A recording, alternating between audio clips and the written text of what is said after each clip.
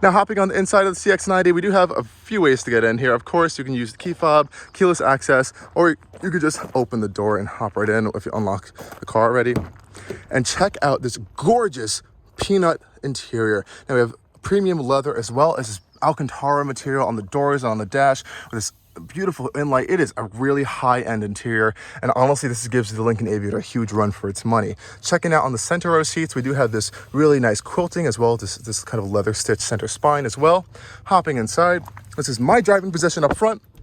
Nice solid thunk from the doors. You do have interior shades, which is a really nice luxurious feature. Huge amounts of center row legroom with some storage cubbies back here. This one also has the optional center console, so you do get more storage, huge center console storage over there, 2 permanent cup holders, and some nice padded leather stitching on the side.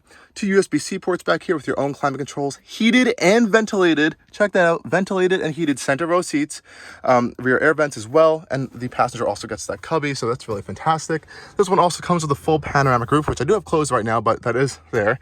And we also have that third row that is much bigger than the old CX-9. And we do have those fold down rests, and it has the same beautiful leather seats as well. And of course, everything can fold down to increase your cargo space.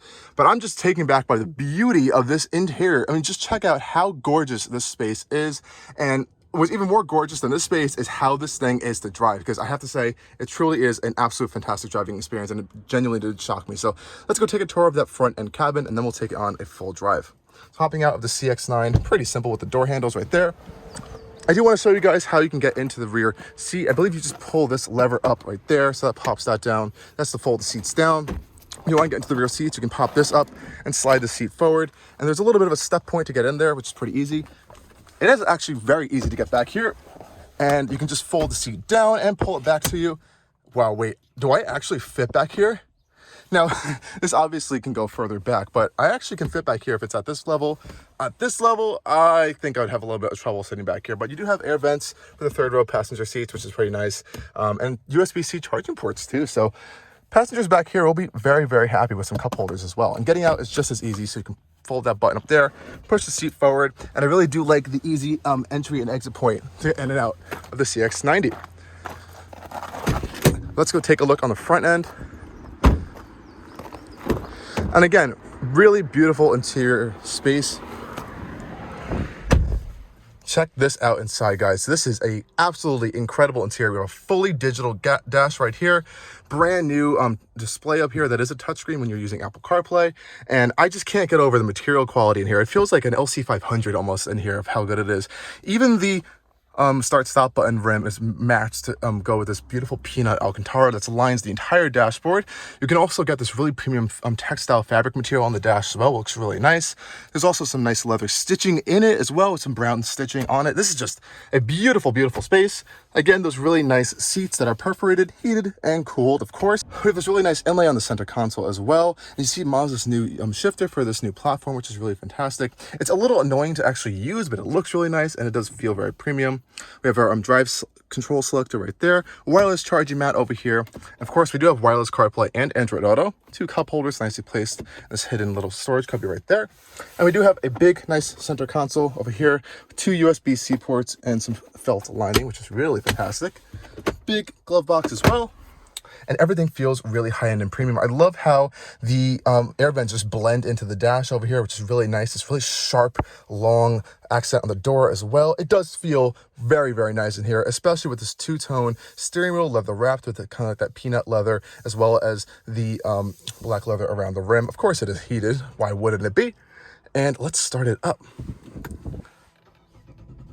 That inline-6 comes to life. We have that beautiful new full digital dash up here. This one also has a heads-up display option.